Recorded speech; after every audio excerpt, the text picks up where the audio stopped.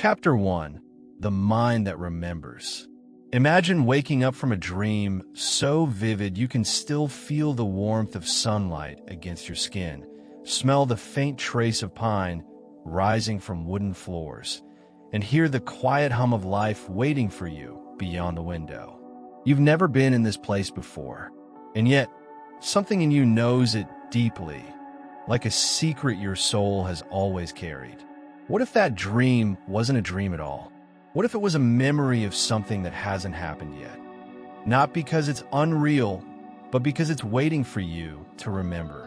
You've been told that imagination is fantasy, that it's something to keep in a box, away from real life, away from what's possible. But what if imagination is the most sacred sense you have? What if it's not where you escape the world, but where you meet it before it arrives? This is where our journey begins. Not with hard work, not with chasing, not with building something from nothing, but with a remembering, a quiet, powerful returning. The magnetic mind doesn't create in the way we've been taught. It doesn't push or force. It doesn't hustle or beg. It tunes. It aligns. It vibrates. It remembers.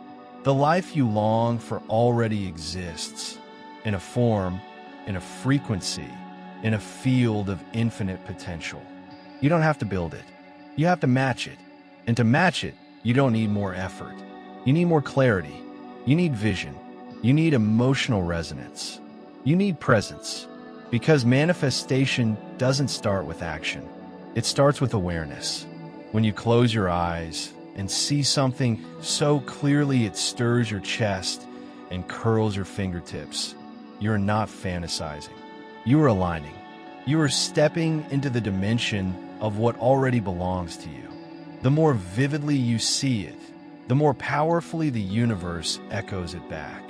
It's already there. Your job is to become the version of yourself who can receive it. There was a woman named Beverly who used to wake in the early hours of the morning, the sky still dark and quiet. Her sleep was often interrupted by the same dream. A house. Not just any house, but one with stained glass windows that threw ribbons of color across warm oak floors. A spiral staircase that curved like a question, and the scent of pine that clung to the walls like memory.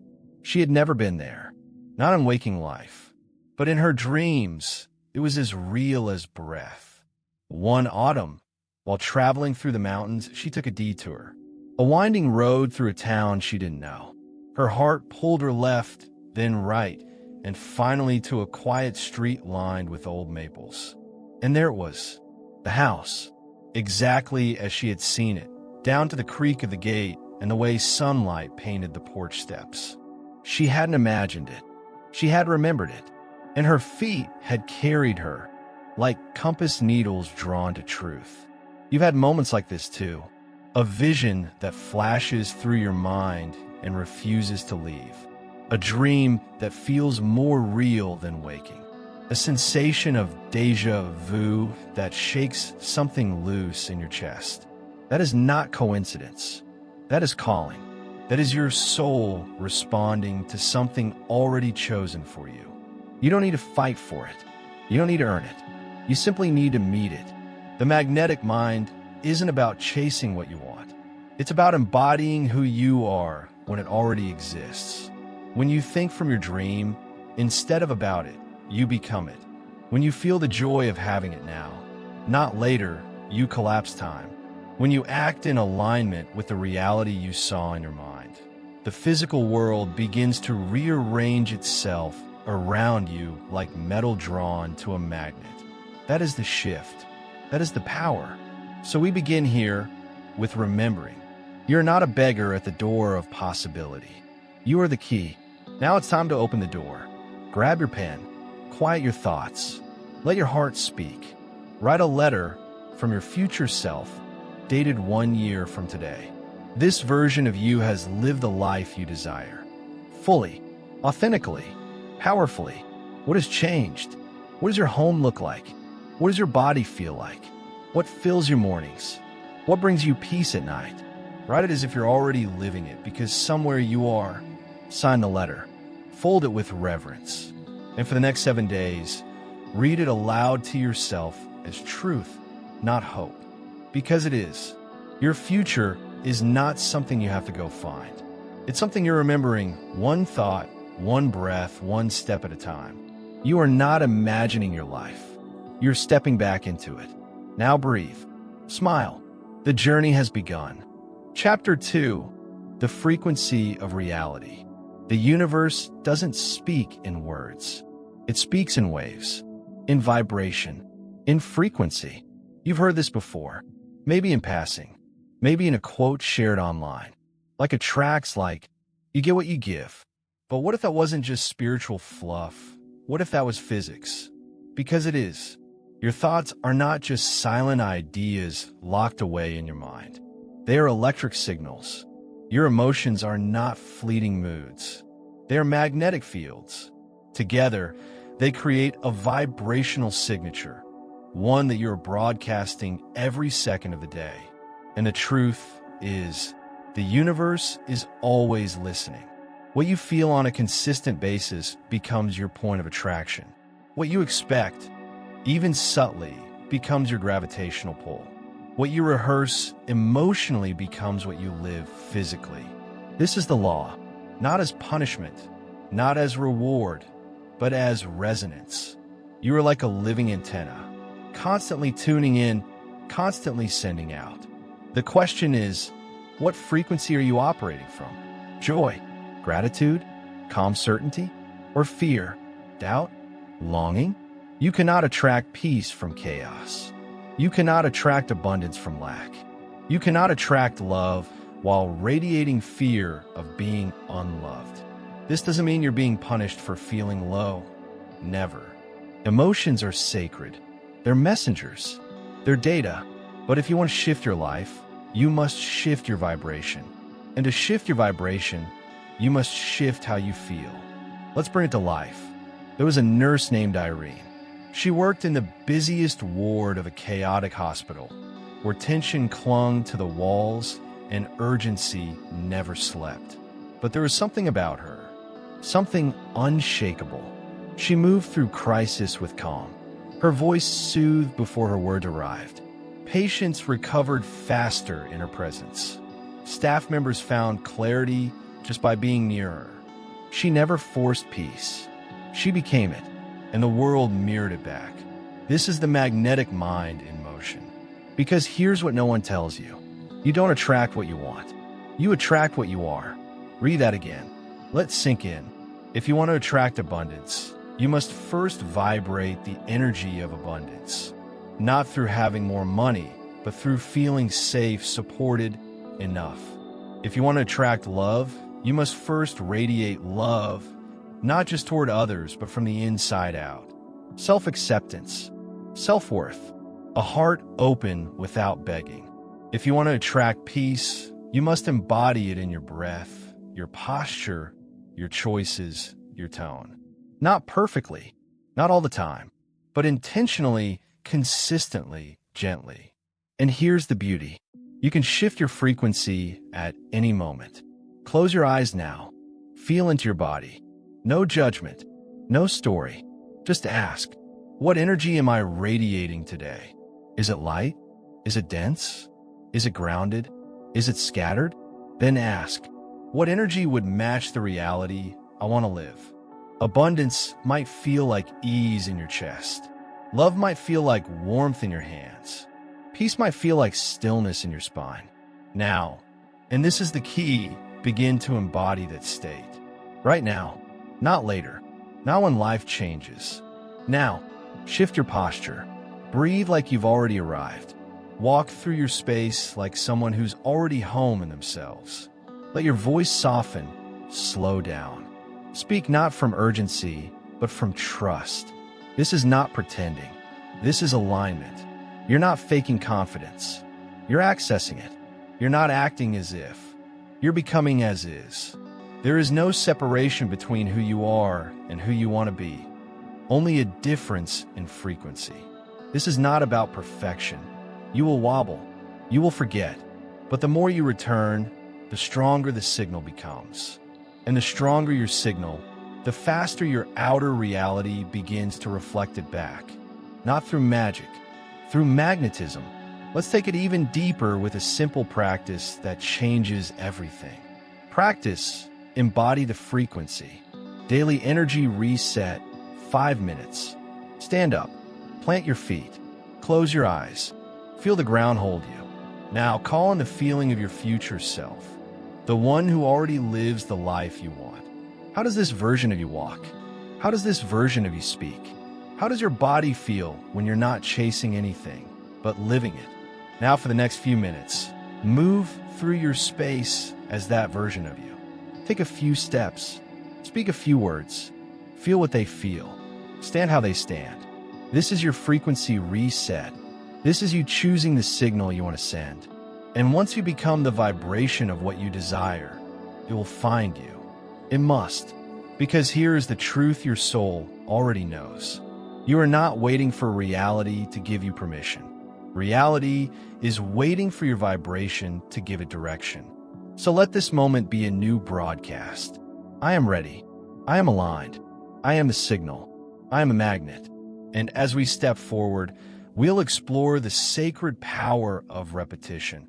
How returning to your vision with devotion becomes the most powerful force of creation. Let's continue. Chapter 3. Ritual, Repetition, and the Sacred Return. The most powerful transformations in life rarely come in flashes of lightning. They come quietly, through rhythm, through return, through the sacred discipline of showing up again and again, even when the world hasn't shifted yet. This is the heartbeat of the magnetic mind. What you visit in your mind, faithfully and repeatedly, becomes impressed not only on your subconscious, but on the entire field of reality. Each return is a signal. Each repetition, a carving. Like water on stone, it might look soft, but it changes everything. The question is, are you returning to your vision or to your doubt? There's a woman named Alma who lived in a cabin nestled deep within the woods. Every morning before the sun rose, she would light a single candle, bow her head in quiet gratitude, and open her notebook. She didn't force herself to write. She received lines of poetry, images of her future, phrases she didn't fully understand yet. All flowed through her pen with reverence. For Alma, this wasn't a productivity ritual. It was a sacred devotion, a time she gave not to the world, but to the unseen. And over time, her entire life began to shape itself around the rhythm of that return. Because the magnetic mind doesn't reward effort.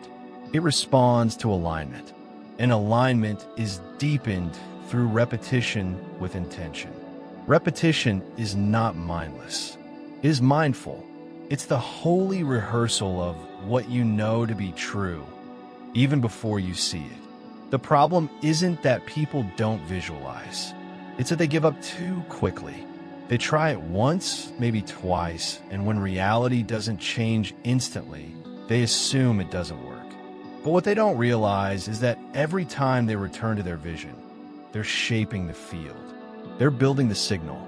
They're deepening the imprint. This is not about begging the universe.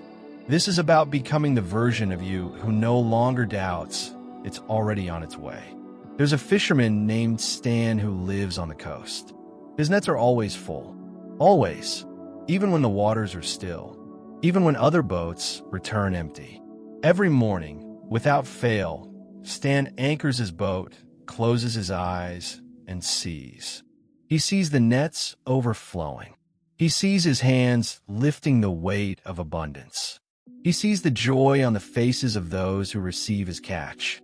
And then he begins. Some call it superstition. Others call it luck. But Stan calls it preparation.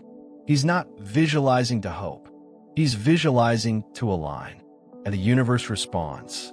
Not because he's better, but because he's faithful.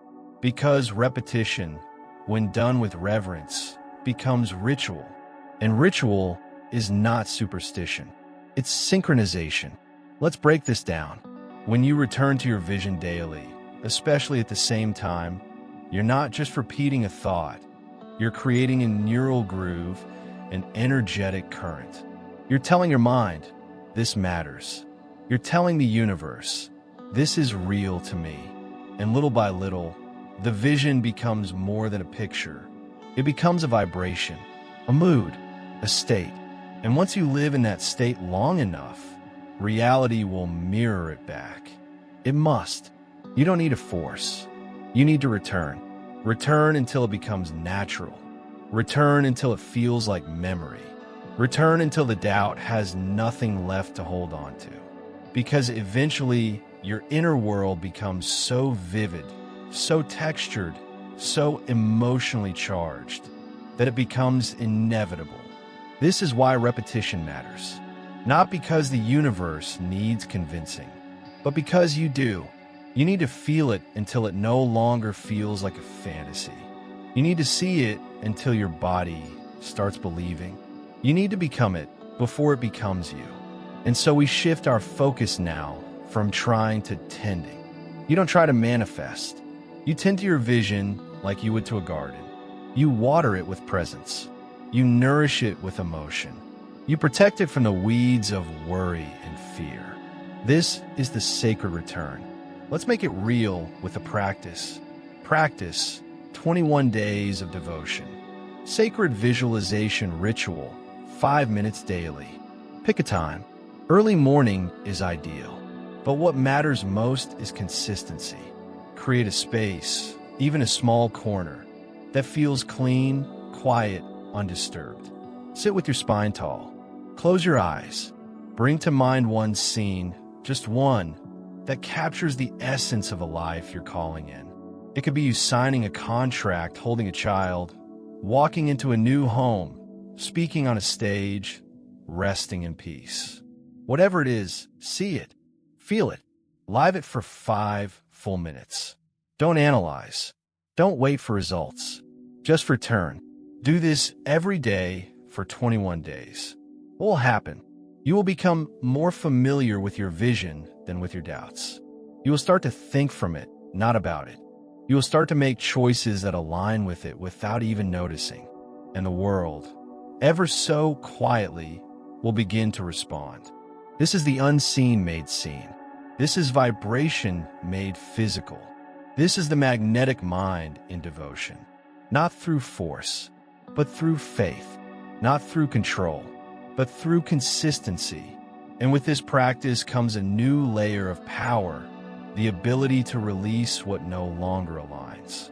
Because as we deepen our connection to the new, the old begins to fall away. That's where we go next. Chapter 4, Releasing the Old, Making Space for the New. There comes a moment in every journey of transformation where we feel something tugging at us. A quiet discomfort, a familiar pattern that no longer fits. A life that once felt right, but now presses in around the edges. You can't always explain it, but you can feel it. Like wearing a coat that used to warm you, but now feels 2 sizes too small. That moment is sacred, because that moment means it's time to let go. The magnetic mind isn't just about calling in the new, it's also about releasing the old. And that release is not punishment. It's preparation. It's space-making. It's pruning branches that no longer bear fruit so that new life can emerge. The universe doesn't operate in clutter. It responds to clarity, to openness, to a signal that says, I'm ready. Letting go is not giving up. Letting go is moving into alignment. But we're not taught to release. We're taught to hold. Hold a job we've outgrown. Hold the identity we've outworn. Hold the story we've told ourselves for years, even if it's making us sick inside. Why? Because what's familiar feels safe, even when it hurts. But the truth is this. What you're holding onto out of fear may be the very thing standing between you and the life you're asking for. You don't get to keep the version of you who was built for survival and step into the version of you who was built for expansion at the same time. One must release for the other to rise. There's a woman named Dorothy who lived in a small attic studio above her old dress shop. For 40 years, She used the same sewing patterns, the same fabric cuts, the same shelves she and her mother built together. Every stitch held memory, but slowly, she started to notice something. Her hands trembled when reaching for those old patterns. Not because she was aging, but because somewhere deep inside, her soul was whispering, "It's time. Time to stop repeating. Time to begin again." But how do you let go of what has defined you? The same way you release a bird that's ready to fly, with trust. Letting go is not a betrayal of your past. It's a declaration of faith in your future. Eventually, a strange thing happened. Dorothy received fewer and fewer customers. Orders slowed, the energy dimmed, and then, one day, a small leak in the roof during a thunderstorm drenched her patterns, her inventory, everything that once formed the heart of her trade.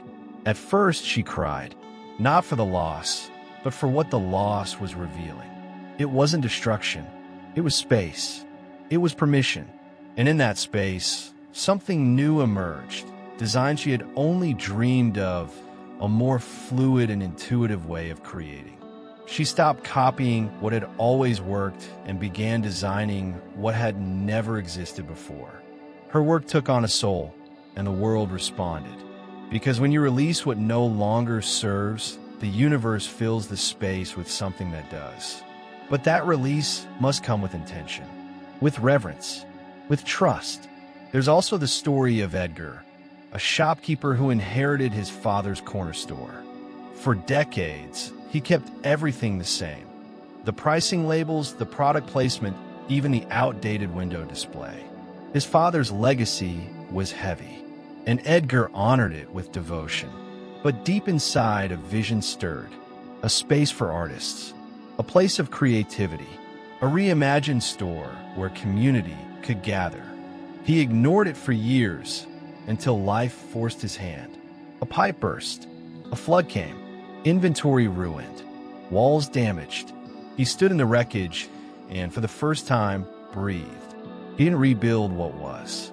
He built what wanted to be born. And the store became what it was always meant to be, a living reflection of his heart. You don't have to wait for life to push you. You can choose to release before the break. You can say, "Thank you for what you've been. I'm ready now to become who I am." This is the magnetic moment, when you stop asking, "What do I need to get?" and start asking, "What am I ready to let go of?" Because nothing new can enter a space that's already full. Let's make this real now. Practice the gentle release. Take a quiet breath. Get still. Ask yourself gently, what am I holding on to that no longer feels aligned? It might be a habit, a thought, a story, a job, a version of yourself that kept you safe but now keeps you small. Name it. Now bless it. Thank it for what it gave you, for how it carried you here. And then, even if only in energy, let it go. Visualize yourself placing it in a river, a flame, a gust of wind. Let it be lifted, not because you're broken, but because you're becoming. You don't have to cut it off with violence. You can release it with reverence. This is the quiet power of the magnetic mind. It knows when to call something in and when to lay something down. So breathe now. What falls away blesses you. What leaves frees you. And what remains is truth. As we move into the next chapter, you'll begin to notice something strange and beautiful. The world around you will start to speak. Through signs, through symbols, through synchronicities so precise they feel like poetry. That's where we're headed next. Chapter 5, Reading the Signs, Following the Symbols. Not everything speaks in language. Some things speak in signs. A feather on your doorstep when you've just asked for clarity. The number 1111 blinking on the clock again. A sentence in a book that answers the exact question you whispered the night before. The same song playing 3 times in a single day, as if it's trying to say, pay attention. You don't need to believe in magic to experience this. You only need to be awake to meaning. The magnetic mind doesn't just create reality, it learns how to listen to it. Because once you begin to align with your vision, the universe begins to reflect your alignment back to you. Not in thunderous announcements, in subtle confirmations, in delicate synchronicities, in divine timing disguised as coincidence. But most people don't notice. They're too busy doubting, too busy explaining things away, too distracted to see the threads being woven all around them. And so the universe keeps whispering, louder and louder, until one day you finally look up and realize it's been speaking to me all along. There was a woman named Frances who owned a tiny antique shop at the edge of a town where time seemed to move a little slower. Every morning, she would find a single white feather resting outside her door. No birds nearby, no trees overhead, just one soft feather, like a gentle nod from the unseen. At 11:11 sharp, her grandfather clock, broken for years, would chime once and only once. And from somewhere beyond the walls, a melody her mother once hummed would find its way to her ears, sometimes through a passing car, sometimes on a customer's ringtone, sometimes drifting from the radio at just the right moment. Were these random? Some thought so, but Frances knew better. She wasn't imagining signs. She was in conversation with life. She had learned that when you're aligned with your truest vision, the universe doesn't stay silent. It responds. It reflects. It confirms. The signs are not the path. They are proof that you are on it. You've likely experienced this too. You think about someone and they call. You feel stuck and a podcast says the exact thing you needed to hear. You take a risk and the next day you find a message written on a wall that says, keep going. The magnetic mind sees these not as chance, but as conversation. Because the universe is always speaking. You just have to slow down enough to hear it. But there's something else. Sometimes the signs don't come to validate. Sometimes they come to guide. There was a man named Leon, a quiet piano tuner with the gentlest touch. He lived in logic, in precision, in careful plans. Every morning, he'd write his goals, chart his numbers, track his progress. But something was missing. One day, while tuning an old grand piano, he noticed a melody begin to repeat itself in his mind. For notes, always the same, showing up in different places like breadcrumbs. At first, he ignored it, but then the notes started appearing in other pianos he tuned. Notes that were physically out of tune, but harmonically aligned with the melody in his mind. It made no logical sense, but it made all the sense in the world. He started following those notes, letting them lead his work, his choices, his route. And somehow, everything began to flow. His clients doubled. His joy returned. His hands moved with new purpose. He stopped forcing the tune. He started following it. That's what signs are. They are melodies from the unseen, inviting you into deeper flow, deeper alignment, deeper surrender. You don't have to understand them. You only have to notice and trust. Here's the secret. Signs don't just confirm you're on the path. They pull you forward when you lose your way. But you have to ask, and you have to watch. The universe is not shy, but it will not shout over your doubt. So create space for wonder, for noticing, for mystery. Let's do that now. Practice the sign of the day. Close your eyes. Take a breath. Say quietly or aloud, show me a sign that I'm aligned with the life I'm calling in. Show me in a way that is clear, loving, and undeniable. Then go about your day, but walk differently. Walk like you're in a living dialogue with the universe, like life is preparing the next clue just around the corner. The sign might come through numbers, through a stranger's voice, through nature, through a sentence that leaps off a page and into your bones. And when it comes, don't analyze it to death. Don't ask, was that it? You'll know. You'll feel the quiet click in your chest. A moment of truth. A quiet smile. A whisper inside. Yes, keep going.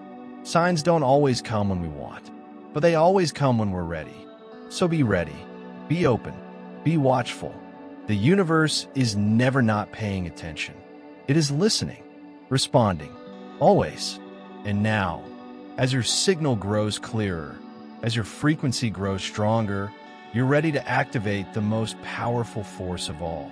Joy, gratitude, celebration. Not after your dreams come true, but before. Because the magnetic mind doesn't wait to feel joy. It becomes joy, and then watches as life races to match it. That's where we go next. Chapter 6, Celebration as Creation. We've been taught to delay joy, to wait for the perfect moment, to only celebrate when the proof is in our hands. But what if joy wasn't something to wait for? What if celebration is not something we do after our dreams come true, but something we must do to bring them to life? The magnetic mind knows this truth well. Celebration is not a result. It is a ritual. It is not an end. It is a beginning.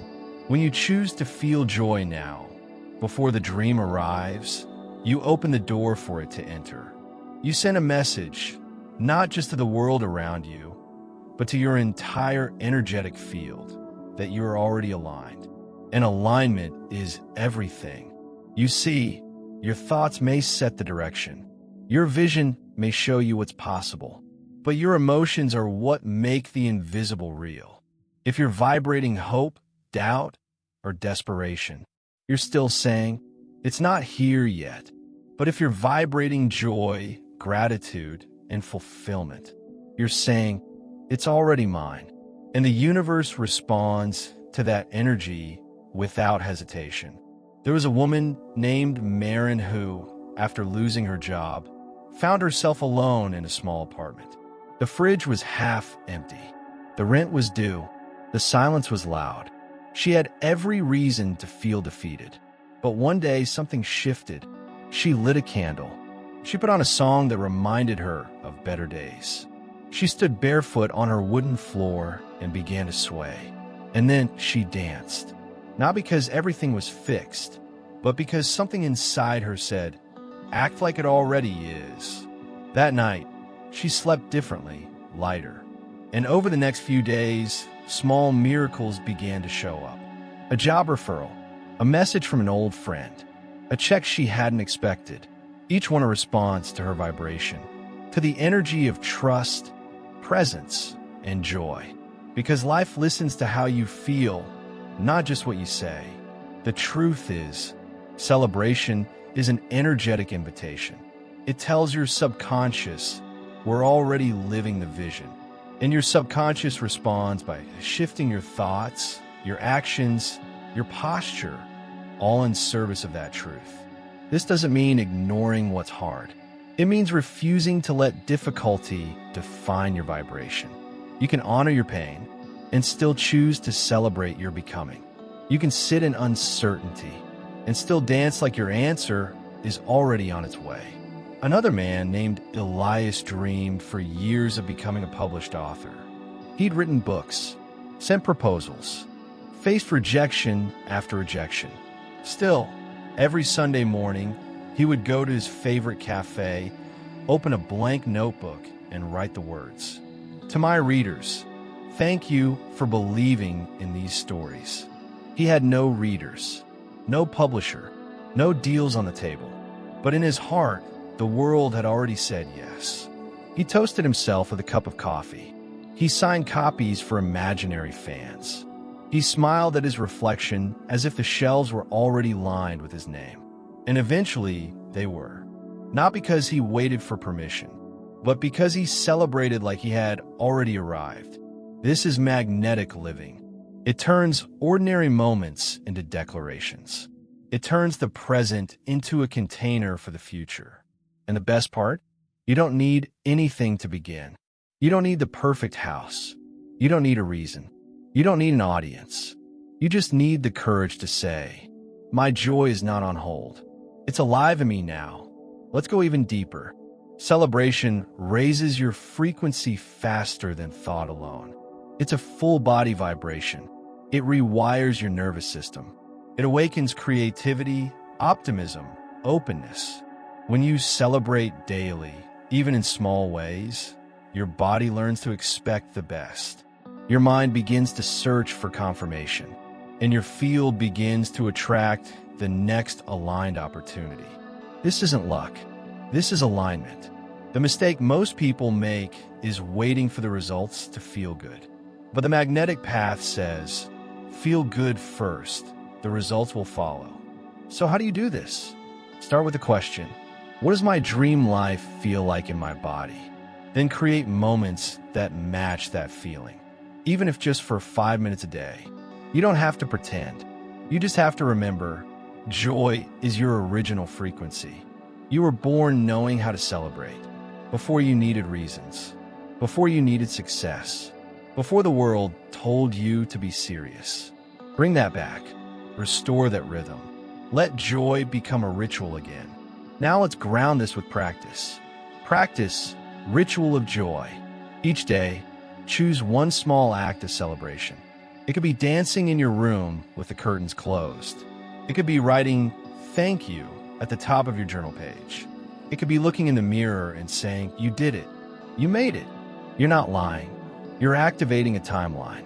You're shifting your identity from the one who hopes to the one who already lives it. Your biology begins to shift. Your heart opens. Your creativity rises. Your clarity sharpens. All because you chose to celebrate, not in response to life, but in co-creation with it.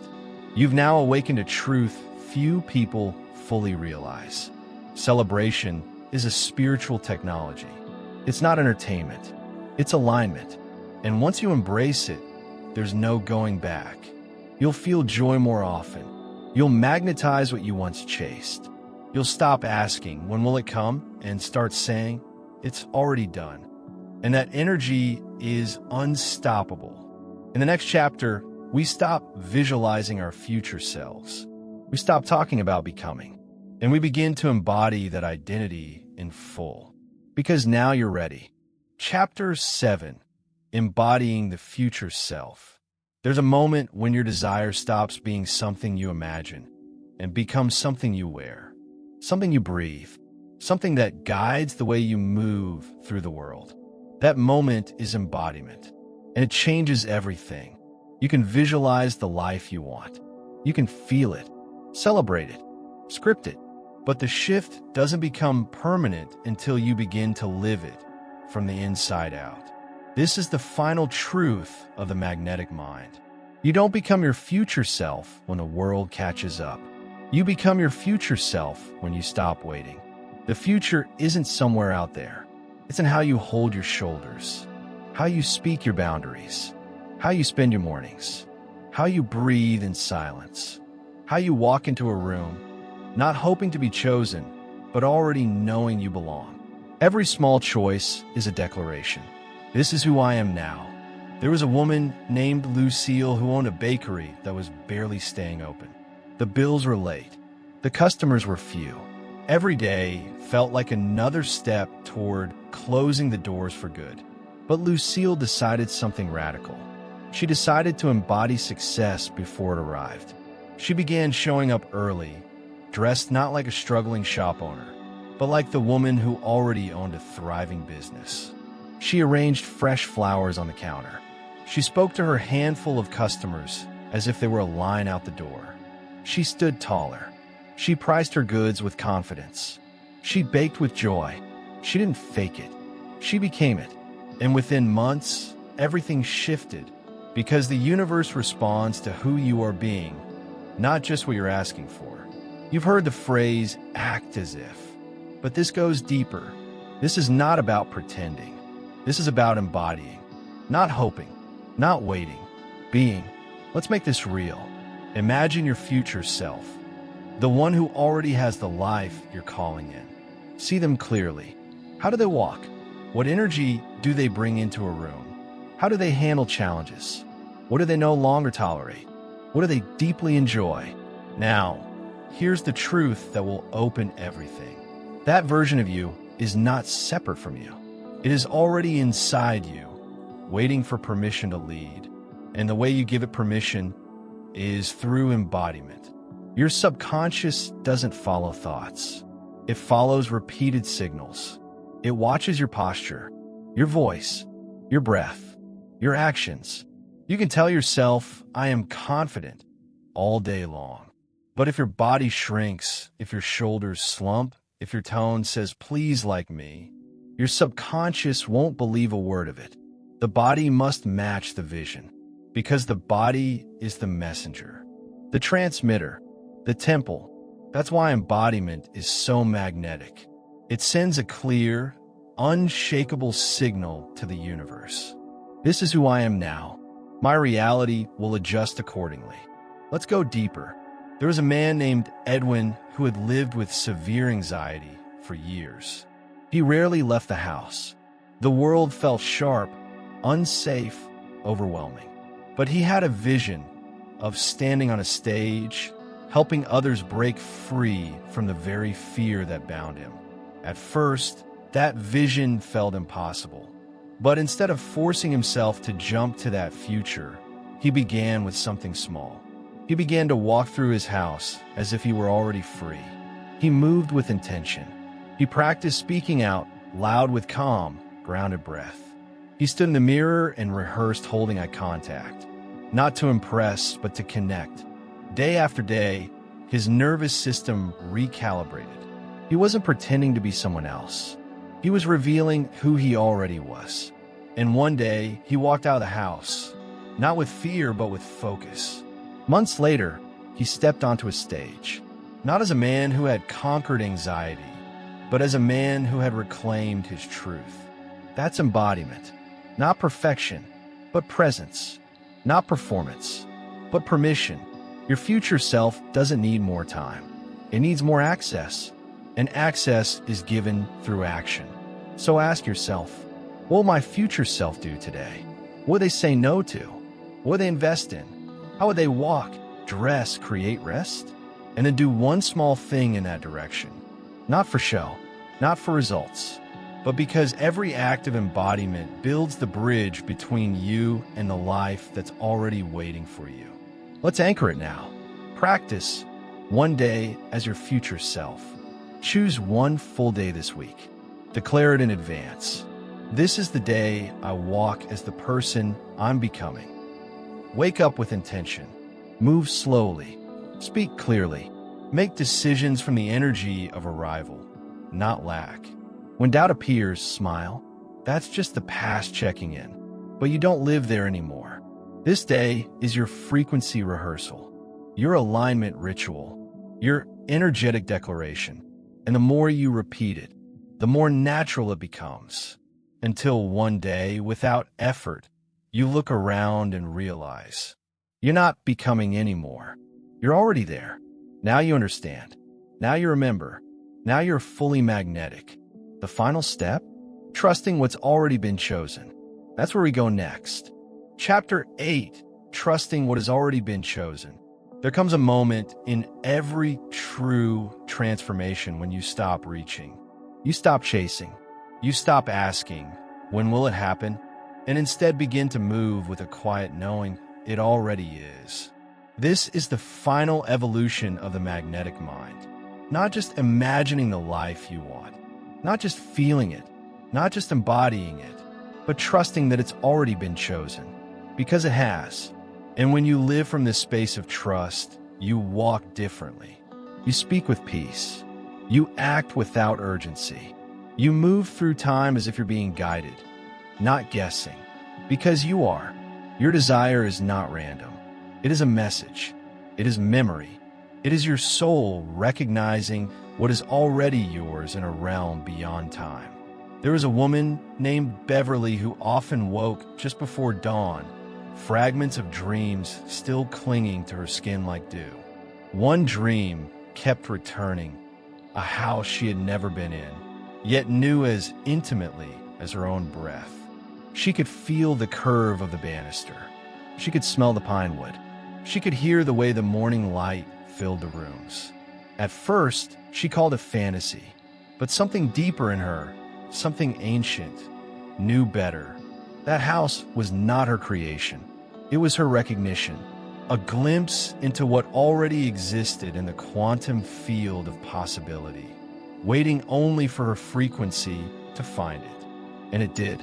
Months later, on a drive she hadn't planned, through a road she didn't know, she saw it. The house. Every detail. It wasn't built because she imagined it. She imagined it because it was already waiting for her. This is how creation works in its truest form. You are not forcing your future into existence. You are stepping into the version of reality that has already chosen you. You are not creating from scratch. You are aligning with what's been written in the deep architecture of your destiny. The magnetic mind does not panic. It does not rush. It moves in rhythm with a wisdom far older than the clock. But how do you access this level of trust? This stillness of spirit? You stop asking if it's coming and start asking, how can I live as if it's already done? You let go of timelines. You let go of the ego's calendar. You let go of the pressure to make things happen on demand. You begin to see that the detour was the route, that the pause was protection, that the delay was divine orchestration. And you understand that there is no such thing as coincidence, only convergence. There was a man named Harold who once stumbled into an abandoned library on a gray autumn afternoon. He wasn't looking for anything in particular, but tucked deep within a dusty archive, he found a plaque, a dedication with his full name on it, dated 30 years into the future. At first, it made no sense. How could this be? Was it a mistake? But as he held it in his hands, he felt the echo of something timeless, like a loop closing, a page turning that had already been written. That plaque didn't predict his destiny. It confirmed it, just like the signs you see, just like the visions you hold, just like the whispers in your chest when you stop trying to force and start learning to receive. Here is the great paradox. When you surrender fully, that's when everything begins to move. But surrender is not passive. It's not giving up. It's a conscious, powerful decision to rest in truth rather than grasp for control. To say, I don't know how, I don't know when, but I know it's mine. To breathe into the unknown with the posture of certainty. To trust the unseen not as an act of hope, but as an act of remembrance. Because deep down, you always have. So now let's make it physical. Practice the letter of completion. Tonight, take out a fresh page. At the top, right? 1 year ago today, everything changed. Then begin to write, in full detail, the story of the life you are now living. As if the vision has already come to life. Describe your home, your health, your relationships, your peace, your purpose, your presence. Write it all as a fact, not a fantasy. Let the words flow from your future self through your present hands. And as you write, know this. You are not fabricating. You are remembering. Because this is not a dream. It's a delivery. And your trust is the door. Now, you've reached the end of this journey, but the beginning of a new embodiment. You've seen the map. You've tuned the frequency. You've aligned your energy, your emotions, your actions. Now it's time to walk the path, not with urgency, but with certainty. And remember, your future isn't something you chase. It's something you choose again and again, in thought, in feeling, in form. Let every day be a return to that choice. Let every morning be a recommitment to alignment. Let every breath remind you it's already yours. And if you ever forget, just come back to this. You are the magnet. You are the field. You are the one you've been waiting for. Chapter 9. Living in the now, receiving in real time. There is only one true place where manifestation can happen. Not in the future, not in the past, but right here, right now. The now is where life lives, where energy moves, where reality shifts, where everything begins. And yet, this is the place we avoid most. We spend our time rethinking what's been or overthinking what's coming. But manifestation, real manifestation, happens only in the space where your breath touches this moment. That is your point of power. You don't attract your future from 5 years ahead. You attract it from this second. The magnetic mind understands this deeply. What I embody now is what I receive next. So how do you live in the now when your dreams feel far away? You begin by understanding that the now is not a waiting room. It's the birthplace. It's not where you sit still. It's where you plant the seed. Every thought you think now, every feeling you allow now, every word you speak now is shaping your next moment. And if you treat the present as an obstacle, you delay the arrival of what you want most. But if you treat it as the gift, the sacred space of creation, you open yourself to receive in ways that don't require time. Because when you're fully present, you collapse time. You enter a field where energy responds instantly, where ideas come clearly, where joy arises without condition, where peace doesn't have to wait for a problem to end. There's a man named Leo who used to rush through everything. He would wake up already anxious, already planning, already bracing for the next demand. He thought that urgency would lead to success, but he was always chasing, never arriving. One day, on the edge of burnout, Leo decided to do something radical. He slowed down. He began his mornings in silence. He drank his coffee with 2 hands. He walked without headphones. He let one task be enough. And soon, something strange happened.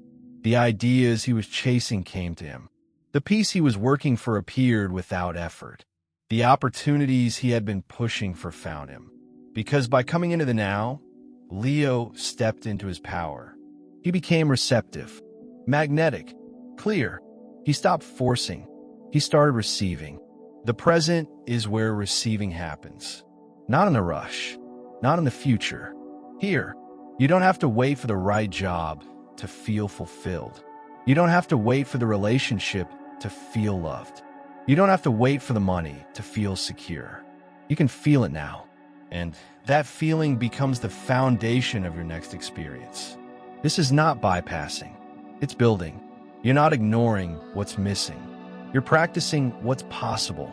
There was a woman named Arya who had spent years visualizing abundance. Affirmations, vision boards, scripting. Still, nothing seemed to land. Until one afternoon, sitting alone in her car, she realized something. She had been thinking about abundance constantly, but living as if it was always far away. So she made a shift. She stopped waiting to feel wealthy. She began to feel it now. She cooked her meals with attention. She honored her clothes, her space, her body. She tipped when she could, not because she had extra, but because she wanted to feel expansive. And slowly, something changed. Not just outside. Inside, the stress dissolved. The light returned. And the opportunities began to appear. Because the universe wasn't waiting to give her abundance. It was waiting for her to embody it. The present moment is not neutral. It's either aligned or avoided. It's either powerful or postponed. Let's shift that together right now. Practice now as a ritual. Take a deep breath. Feel where you are. Don't try to fix anything. Just notice your feet, your heartbeat, the air in the room, the weight of your presence. Now ask yourself, can I receive something right now without anything changing? Maybe it's peace. Maybe it's gratitude. Maybe it's the simple joy of breathing. Let rise. Let live in your body. Let be enough just for this moment. Because this moment is where it all begins. Make this your daily ritual. Return to the now with reverence. Not just to calm your mind, but to create your life. The magnetic mind doesn't rush toward the future. It anchors the future in the present. It doesn't wait for signs. It becomes the signal. It doesn't fear time. It bends time through presence. And now that you've reclaimed the now, you're ready to live not just as your future self, but to become that self every day in rhythm, in flow, in truth. That's where we go next. Chapter 10, the art of becoming every day. Becoming isn't a one-time event. It's not a flash of insight. It's not one perfect morning of visualization or a single inspired journal entry. Becoming is a practice, a rhythm, a slow blooming. It's waking up on a cloudy Tuesday and still choosing to embody your vision.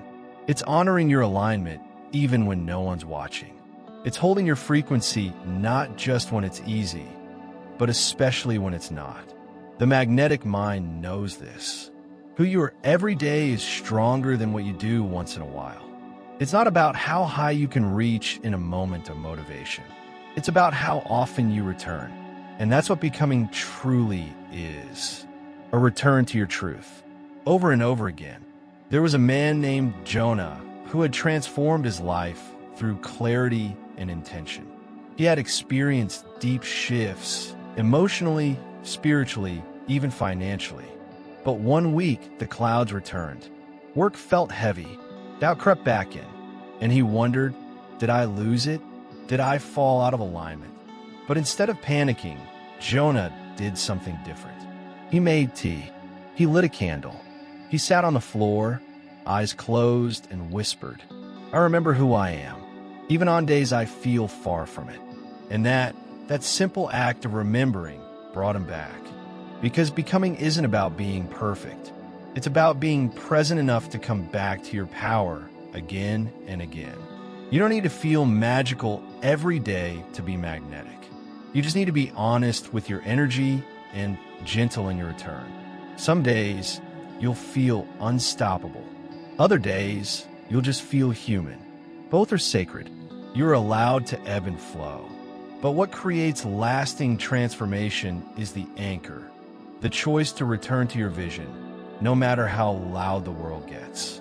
Your power doesn't come from how much you force. It comes from how much you realign. There was a young woman named Simone. She was a coach, a teacher, a guide for others. But sometimes she felt disconnected from her own teachings. She wanted to stay in the energy of becoming. But real life, bills, noise, emotions kept pulling her out. So she created what she called her daily return. A short ritual she did every morning, no matter what. It wasn't dramatic, just 10 minutes. A question, a breath, a vision, a sentence spoken aloud. Today, I choose to be her, the woman I'm becoming. And even on days when she cried, even on days when her heart felt tired, that ritual held her. It didn't fix everything, but kept her in motion. It kept her magnetic. It kept her becoming. Because becoming isn't something you wait for. It's something you practice. Every word, every breath, every decision. You're not becoming someday. You are becoming now. Let go of the idea that you need to feel powerful every moment.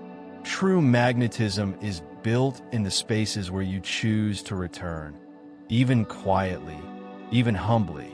And the more you return, the more your body learns. This is who we are now. So let's build your return point. Let's create your daily anchor. Practice the return ritual. Every morning or anytime you feel off track, take 3 minutes. No phone, no pressure, just presence. Ask yourself, who am I choosing to be today? Then breathe that answer in. Visualize it. Let it settle into your chest. Now speak one simple sentence aloud. Today, I walk as my future self. Repeat that sentence. Let it feel true. And then move through your day with that quiet alignment. You don't need to perform. You don't need to prove. You only need to practice returning. Your future isn't built in grand leaps. It's shaped in small, sacred choices. Tiny, invisible acts of alignment. Moments that no one sees, but that change everything. And when you learn to honor the ordinary, you start to feel extraordinary. You start to feel steady, solid, certain. Not because life is always easy, but because you know how to come back to your truth.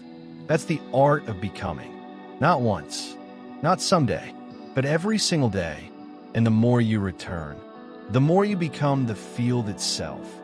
Not just for yourself, but for everyone around you. That's where we go next. Chapter 11, Becoming a Field for Others. When you raise your frequency, the world around you begins to shift. Not because you're trying to change anyone, but because you've become the change itself. The magnetic mind doesn't just attract, it emits. And when you live in alignment long enough, your energy becomes more than a personal experience. It becomes a field, an invisible space where others feel safer, clearer, calmer, more awake just by being near you. This isn't something you force. It's something you become. There was a woman named Noor. She was a teacher, but more than that, she was a presence. Her students felt it the moment they stepped into her classroom. The energy, the calm, the sense that they were seen and held. She didn't use special words. She didn't perform. She just showed up every day anchored, clear, aligned with her values, aligned with her vision, aligned with who she had decided to be. And that alignment created a field so stable, so true, that even the most anxious students began to breathe easier. They didn't know why, but they could feel it. This is the power of someone who lives in their frequency. Consistently, quietly, deeply. Your energy is not personal. It's environmental. What you hold inside, you radiate. And what you radiate, others feel, even if they don't have words for it. Have you ever walked into a room and felt instantly relaxed? Or met someone who, without saying much, made you feel more like yourself? That's resonance. That's the field. And when you become that kind of presence, not by trying to fix people, but by being fully yourself, you give others silent permission to rise into their own alignment. You don't have to preach. You don't have to perform. You just have to live your truth out loud. People don't need more instructions. They need more examples of coherence, of grounded joy, of embodied self-respect, of peaceful power. There was a man named Matteo. He worked at a local coffee shop. He wasn't famous. He wasn't flashy, but regulars would come in just to talk to him, just to stand in his line, because somehow just 5 minutes of interaction with Matteo left them feeling better. Seen, realigned. He remembered their names. He greeted them with presence. He spoke slowly with intention. He asked real questions and waited for real answers. He didn't know it, but he had become a field. We don't always impact others by what we say. Sometimes we impact them by what we're holding. Your presence can speak louder than your voice. Your alignment can echo louder than your advice. And in a world full of noise and rush, just being grounded is revolutionary. So how do you become a field for others? You become the version of you that your younger self needed. And you walk through the world with that same grace. You embody your values even when it's inconvenient. You return to your peace even when the world is loud. You practice compassion, but never at the cost of your own boundaries. And slowly, you create a vibration that ripples outward. People may not be able to name it, but they'll feel it, and they'll remember how they felt around you, even if they forget your words. Let's anchor this now. Practice becoming a healing presence. Take a quiet breath. Let your body settle. Now ask, what energy do I want others to feel in my presence? Is it calm? Is it joy? Is it clarity? Is it permission to be fully themselves? Choose just one. Feel in your body. Let fill your breath. Let color your posture. Now, carry that energy with you throughout your day. Let your actions match it. Let your tone reflect it. Let your choices reinforce it. You don't need to announce it. You just need to live it. Every day, you get to choose what kind of field you want to create. At home, at work, in line at the store, on a call in silence. This is legacy, not what you say, but what people feel because you were here. You've done the inner work. You've aligned your vision. You've anchored your frequency. You've remembered your power. Now you're becoming the field itself. And when you live this way, you no longer need to convince the world of anything. You just live your truth, and the world reorganizes itself around you. And from that place, you're ready to walk not just as a manifester, but as a living example of conscious creation. So what happens next? You stop looking for the next goal, and you begin living in rhythm with your own soul. That's where we go next. Chapter 12, The Path After the Vision.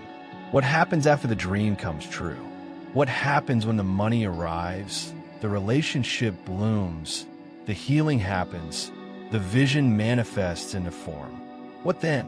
Most people don't ask that question, not until the moment it finds them, because the journey is often so focused on getting there that when they finally arrive, something unexpected happens. A quiet voice whispers, "Now what?" And that's when you learn. Manifestation is not the end of the path.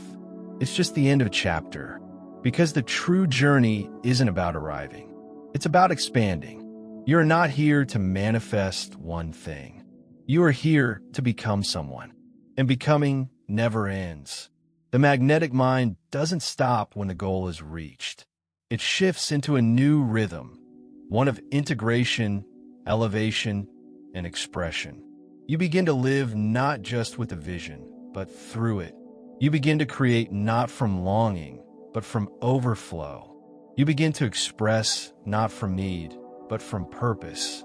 There was a woman named Ava who had dreamed of living by the ocean. She visualized the view. She imagined the scent of salt and sun in the morning. She wrote about it. She felt it. She aligned with it.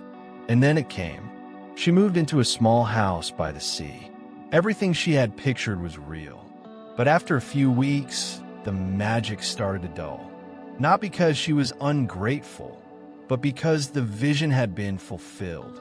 And for the first time, Ava realized the vision wasn't the destination. It was the doorway. Now she had to choose. Would she cling to what she had manifested, or would she expand into a new expression of her life? So she started painting, started writing, started sharing her peace with others. Her home by the sea became a space of creation, not just rest. And her alignment deepened, not because she kept visualizing, but because she kept growing. You are meant to evolve beyond your dreams, because your soul doesn't need results. Your soul needs motion. Exploracao, espresso. The path after the vision is about learning to live in harmony with your essence, with your gifts, with the world around you. It's about learning how to hold joy for longer, how to stay grounded when the next desire appears, how to give without draining, how to keep your field clear, not because you need to receive, but because you enjoy radiating. There's a man named Aaron who built the career he always wanted. He achieved everything he wrote in his vision journal.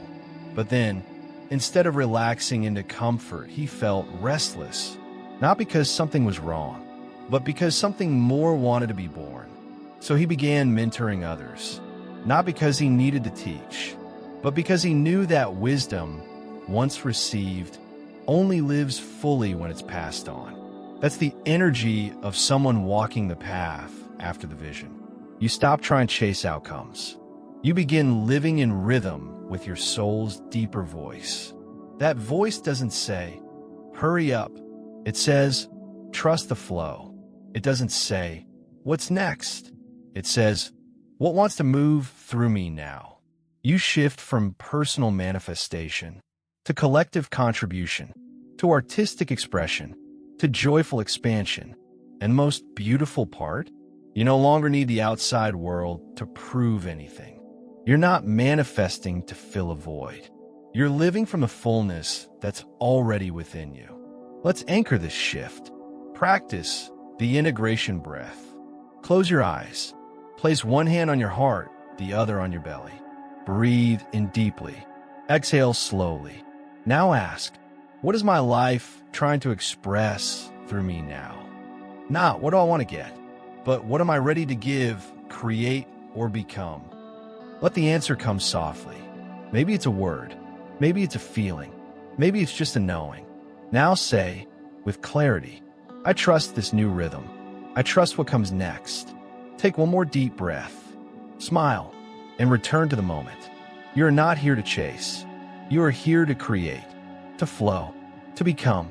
And now that you've remembered your power, your alignment, your frequency, you don't need to hold on tightly to the next goal.